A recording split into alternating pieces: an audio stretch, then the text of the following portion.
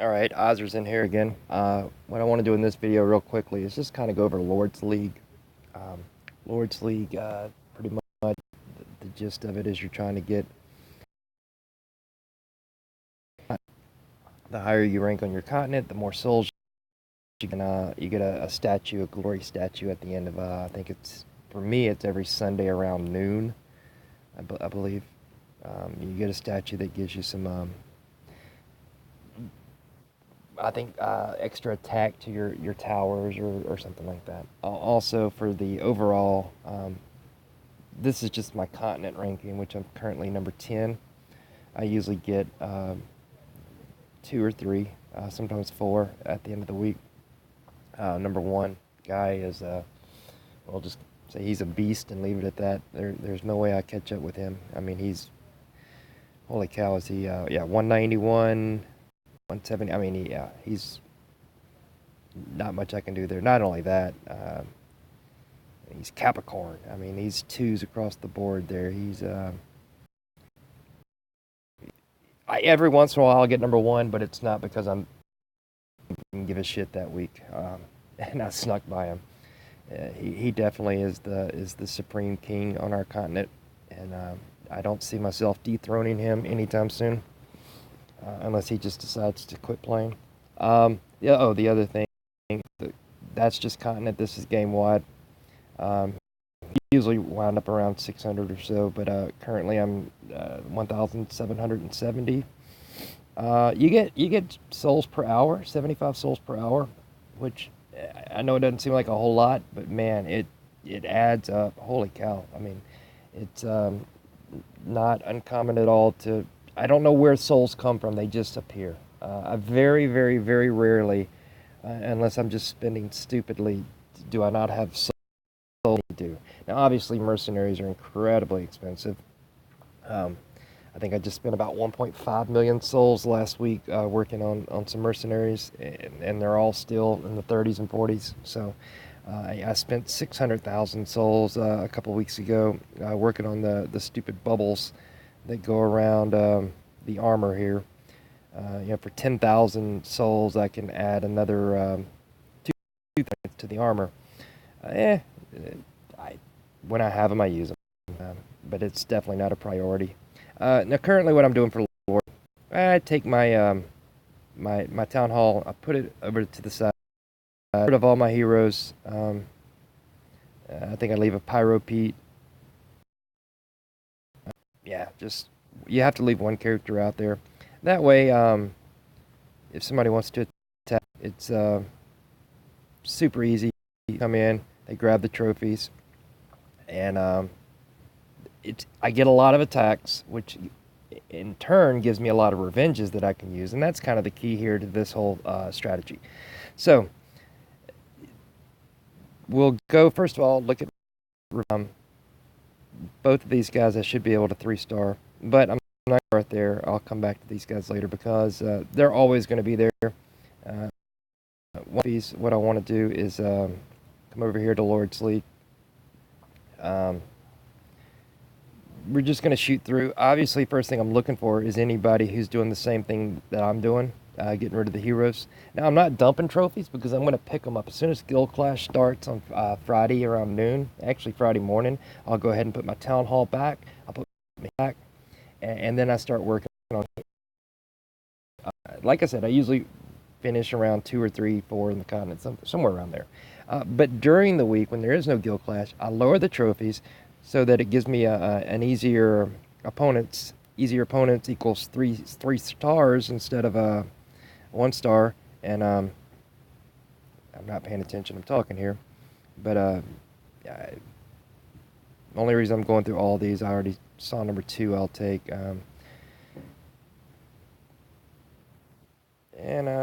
Okay, this guy, he's got a landslide, and I know a lot of people are afraid to take on a base with a landslide. He's got the Chiron, he's got the Great Sage. He's kind of got the perfect storm of guys that I don't like to see: Chiron, Great Sage, and landslide. The only thing he could have more here that would frustrate me is an Abyss Demon, but we're gonna take it. I like to put my guys as close much sage as possible. I'm not going to get close to either one, so I'm just going to jump them over here in this far left corner. Give me a little bit of time. His Chiron guys are already beating on me. All I'm trying to do here is take out his Chiron without any of his cannons or whatever. So I'm trying to get in a corner, take out his Chirons. Oh, and I have landslide too. I forgot about that. Landslide's beating on me. So I'm just trying to get those in a corner away from everybody else. If I can get rid of that, I usually stand a pretty good chance to be successful. I try to keep my abyss skill up at all times. That's the main thing to my attack. Most of your divines, they have an offensive output and a defensive output. I usually use them for offensive, but I'd save them in these cases, especially since this will be a pretty close fight. And I really do want to get 3 stars, mainly because if I can keep everybody alive, it really makes doing Lords League pretty quickly. I can, 30 minutes, I can go through it and get my 10 attacks. If somebody dies, unfortunately, that throws my schedule off completely, and now I'm stuck on an hour that I didn't want to commit to playing a game.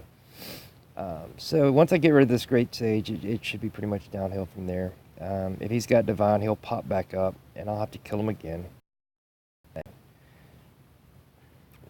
Yeah, I think that might have been the second time I killed him.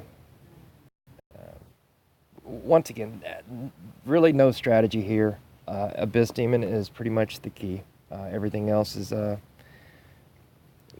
just there along for the ride. I don't think I used Sapphirex once. Now we're at the end. We're just going to finish it off. So it took me 1 minute and 30 seconds. And about 45 seconds of that was getting rid of Chiron and Landslide.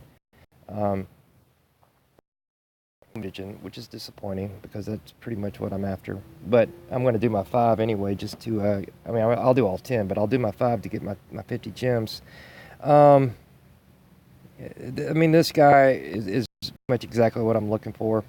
He's got the Chiron, which will be a little annoyance, so we'll just drop the guys up at the top, get rid of all the low Chiron guys. This time I'm going to start with the Sage, because I'm pretty sure I won't need defense in this one. So I can kind of be a little more aggressive on this fight, which will go a lot faster.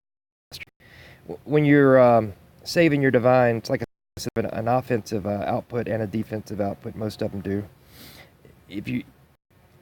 Before I start a fight, I usually determine, am I going to be on defense or offense on this guy? And if I'm about to take my Abyss out, offensive, then I'll use the divines for DPS. If I'm defensive, for just in case. We're in trouble here. I have these spells. I keep them down there. I very rarely waste them, just because they're so, it's not expensive. It's just I forget to. I use them for Guild Clash is what I use them for. I use the heals, just as that quick get out of jail free card.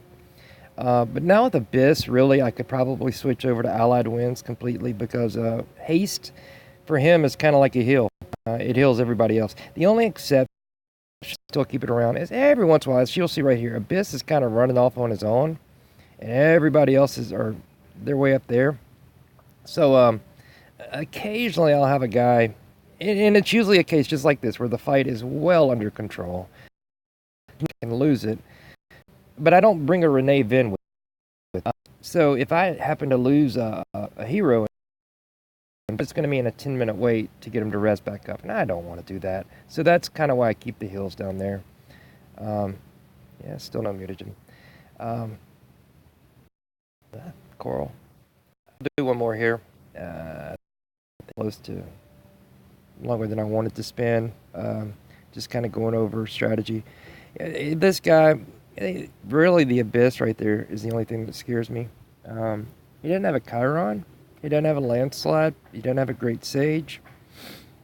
Even though he's 190, 180, I'm just gonna line up my guys over here closest to the Abyss, and we're gonna try. If I don't win this one, it'll be because of Abyss. Or I mean, he's got some pretty daggum It's not like Abyss is the only reason, but what I'm saying, Abyss would be the. It's usually not the buildings that kill you on these things. Although occasionally I'll come across a level 150 that literally won't have a hero, and I struggle to stay alive because of his freaking level 26 magic towers and whatnot. I mean, those are pretty brutal. It puts you in your place. This game humbles you quite a bit, quite frequently. Just when you really think you're starting to get all powerful and mighty, you have somebody come around to remind you of just how weak and little that you really are. I have 3 accounts, and the other 2 literally have never spent a single penny on this game. This one I spent a little bit starting out, and then I realized I didn't need to. That with pretty decent, like I said, saving your money for events, spending on spending events. You can do pretty good without spending the dime in this game. Now, obviously, you're never going to catch up to the big guys in the game that I assume they spend quite a bit of money. I mean, they might just get incredibly lucky on the 10 times hires. But the skepticism in me tells me that they probably spend a little bit more money than I do. And likewise, like I said, I spent a couple $100 when I first started out.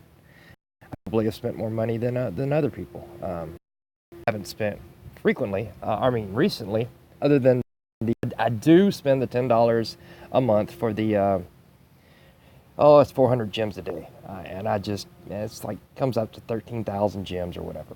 13,000 gems for $10. And to me, that's just, I consider it very good entertainment money. I get a lot for my dollar there. I play their game. They put together a pretty good game. I don't mind paying for it. I just don't like feeling like I have to pay to advance. So my other accounts are completely free. And of course they're not. I hadn't been playing them as long. Okay, finally got some mutagen there. How much mutagen is that? 16, 60. That's so. We're going to do this real quick. Lord's Gone Wild. Get me some landslide shards, and we're going to end this exchange. Yes, I do want to buy that. Go over here to grab them. And I should be able to get landslide some hit points, which will have been... And we evolve him. So Virgo. Libra, I'll work on it. I don't particularly need more attack on him. I just, oh, shoot. I can get levels. Finally, this guy, literally, he's 152,510 out of the 18,000 that he needed for this level. So, clearly, I can put a green egg in this guy, and he's still over. He's 59,000 of 19,000. So, that took him up to 130, which gave him a few more hit points, which is, every little bit counts. Obviously, I need to work on this guy's skill and his mercenaries, but he's getting there. He surpassed my pounder, just from the taunt aspect. He can taunt the guys off Abyss, and Abyss can heal, so they work really good. The between the two is really really nice. Whereas pounder can often do his own thing, which can be very frustrating at times. So even the 161,000 hit points, and landslide is 195,000 hit points. So yeah, he even stays alive. Plus he heals himself. Just a win-win situation there. I just would like to have him a few more levels, because it looks pretty sophomoric to have a level 135 guy sitting on your base. But if he's the best guy for the job, then put him out there. So anyway, that's all for this this little video. I just wanted to kind of go over some quick Overlords League, how to get mutagen pretty quickly. Oh, and while I'm doing it, I'll show you one. Just go over these guys. Just to show you that there. These guys are usually weaker. See, this guy's doing the exact same thing I was doing, which is great. I gave him trophies. He gives me trophies. We're just swapping trophies. And at the end, we each get 3 chests. Hopefully, some of them are going to have mutagen. I have noticed, once again, humans have a crazy tendency to find patterns where there really aren't patterns.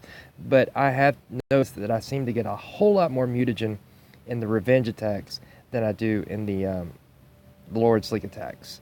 Is it true? I don't know. It's kind of like I notice I get Blitz Bomber every time I do a 10 times. In the video, I did 5 or 6 10 times hires, and I didn't get a single Blitz Bomber. So it seems to me I get better mutagen from the revenges, and they get expensive. I mean, once it gets to 1,000,000 coins per battle, it caps out a million. So I try to usually do 8 early in the morning, and then I'll do 8 later on at night. Yeah, it's about 10 million, 10 million coins to do that. Which once again, if you have city, very easy to get 10 million coins. Because you're getting 5 extra chests with 100,000 in them each. Anyway, I think it's worth it for the mutagen. It's quick. It's you got 10 there. Just small data set here, but we'll see if I get mutagen here. I seem to get. Let's see, this guy, same thing. He took my rings. I'll get to take his. This I do know. You can get more than 10 attacks from revenges. So you only get 10 opportunities to get mutagen per day in Lord's League. If you don't have revenge attacks, you're not going to get more than 10 attempts mutagen. So just from the fact that you have revenges gives you more opportunities. So even if the mutagen isn't ramped up for those, you still have more opportunities to get the chest. Likewise, you're more likely to be attacked when you have your base weakened. Now, obviously, you got to remember to fix it before Guild Clash, or you're going to piss off a whole lot of people who are dependent on you to hold ground. You know, even if you're out of ring, you still don't want to not have heroes in an easy takedown. So you can't do it on the weekend. So you're not dumping trophies. I don't like when people say you're dumping trophies. You're not. You're just gaming the system. You're literally just lowering the trophy amount so that the people you encounter are usually weaker, easier to get 3 chests on. So we got 50. What I was going to say, on the revenges, I noticed you get more 50 and 100 mutagens. I don't know if I can remember ever getting the 50 or the 100s on the Lord's League chest, but I do seem to get them, not frequently, but at least once a day I'll get a 50 or a 100 revenges if I'm doing 10, 15, 20 of them. So anyway, that's it. Thanks for listening. If you have any questions, comments, critique, just let me know, and talk to you later.